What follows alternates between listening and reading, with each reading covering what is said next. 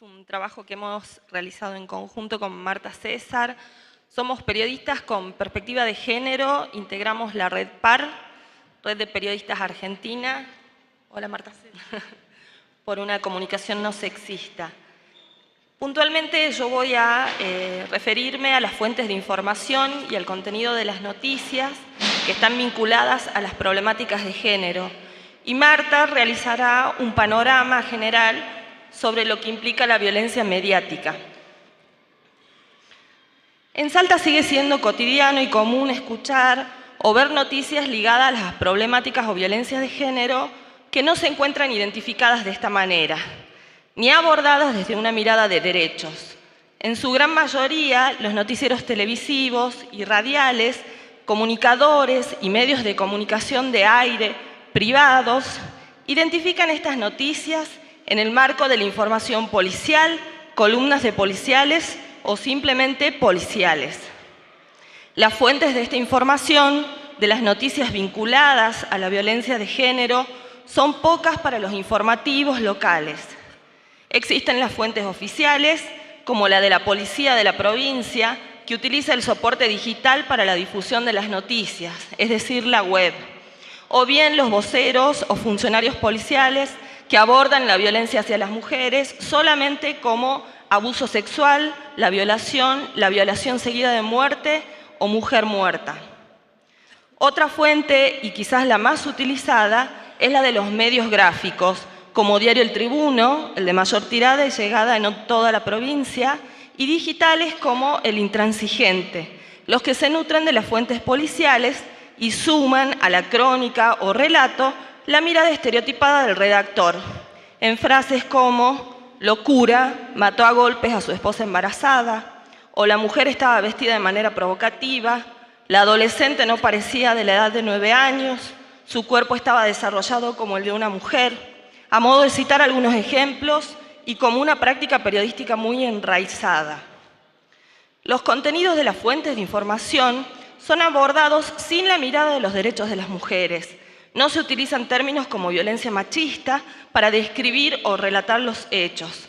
Tampoco catalogan la información como un delito que deba prevenirse o una problemática social naturalizada en el norte argentino.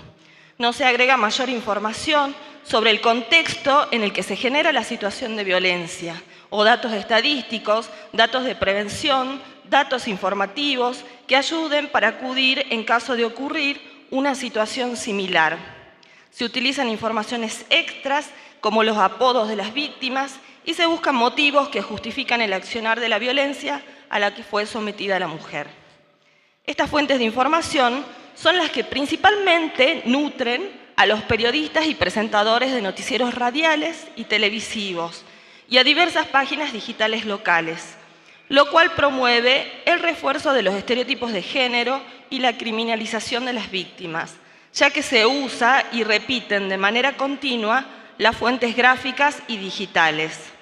En la televisión se suman la imagen que acompaña la noticia con la historia contada por la adolescente violada, el relato de algún vecino que opina sobre la vida de la familia o de la niña violada, el uso de la fuente policial solamente, sin utilizar las perspectivas de especialistas que trabajan con las problemáticas de violencia de género, entre otros ejemplos.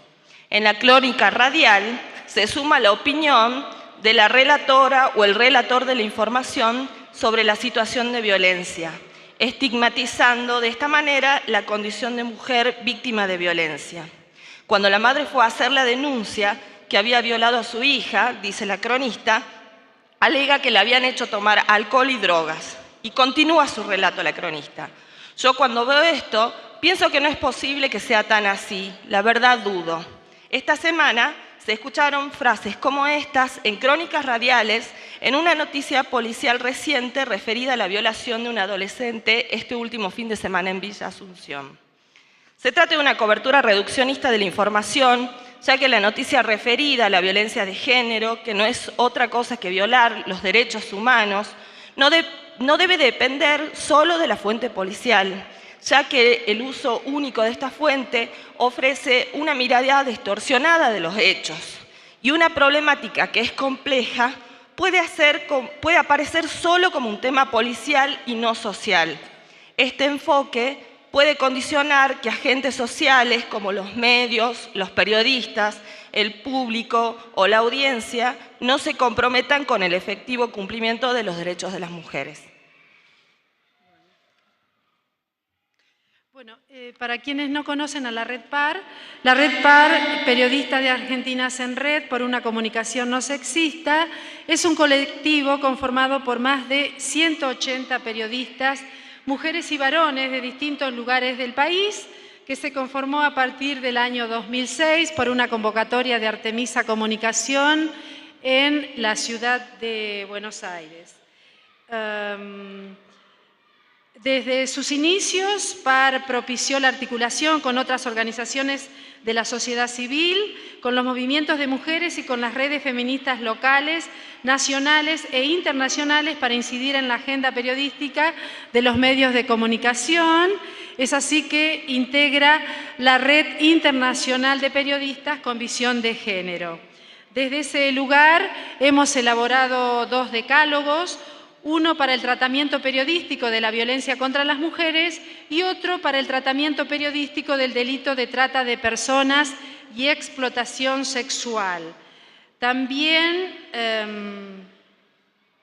como dije, realizamos capacitaciones en distintos lugares del país, acciones de incidencia y trabajamos coordinadamente con otras organizaciones nacionales e internacionales relacionadas con el periodismo y el enfoque de género.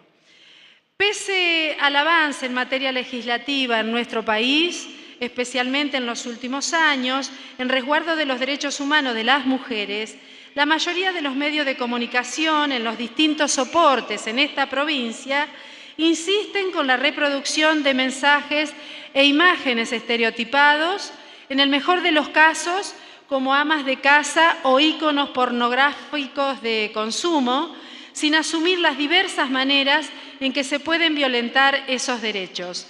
Según el último monitoreo global de medios realizado por la Asociación Mundial para la Comunicación Cristiana, el sexo del o la periodista incide en la conformación de la noticia y en cómo se cuestionará o no la estereotipación de las mujeres.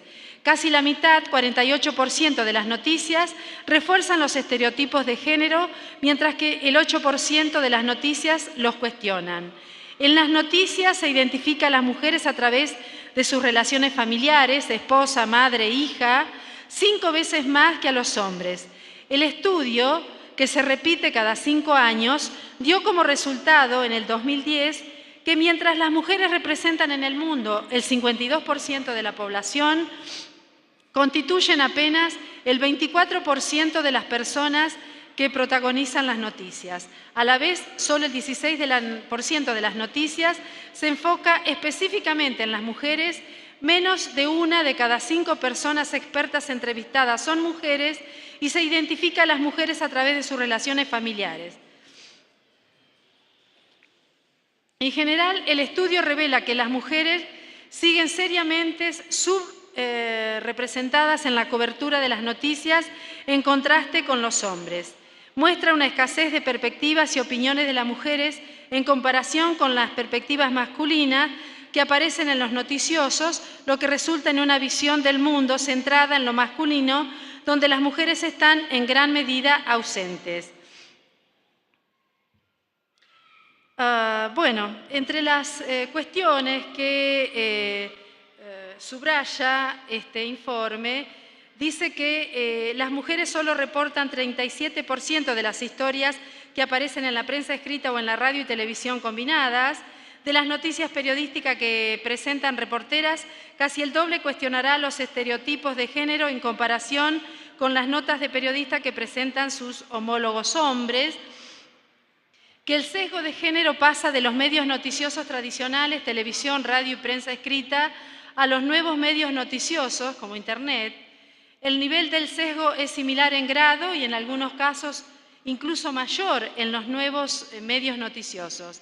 Pensemos cómo el espectro virtual facilita la pornografía, las redes de trata y tráfico de personas, especialmente de niñas y mujeres, la prostitución y la pedofilia. Los mismos periódicos que en cuerpo de diario realizan notas escandalizadas por los índices de prostitución y de niñas y mujeres víctimas de las redes de trata, y que en virtud de normas específicas, como el decreto presidencial 936, han moderado la publicación de anuncios de oferta sexual en sus clasificados, continúan publicando imágenes denigratorias del cuerpo de las mujeres, cosificándolas y ofreciéndolas como mercancía, y pienso en el diario El Tribuno y sitios como Informate Salta, que reproduce imágenes tomadas de Infobae. El modo patriarcal de producir y propalar información naturaliza y legitima la dicotomía espacio público, espacio doméstico, y asigna a uno y a otro competencias y atribuciones completamente desiguales. Bueno, me dicen que el tiempo está cumplido.